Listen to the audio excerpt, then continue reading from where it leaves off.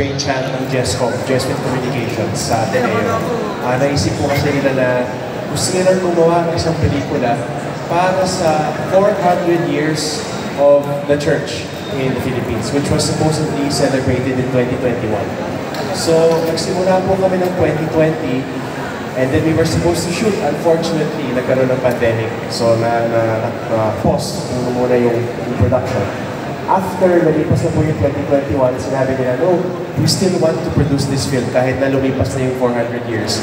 Dahil sa palagay nila, and I agree, importante ang kwento ng Gumburza, not just because of the religious context, but also because of the socio-political and historical context. So, noon nag-ease na po yung mga restrictions, tinuloy po namin yung pelikula. We shot it last year, and last year na rin po siya nag-premiere.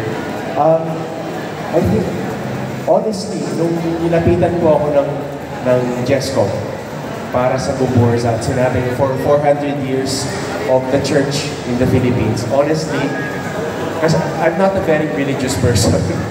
Same.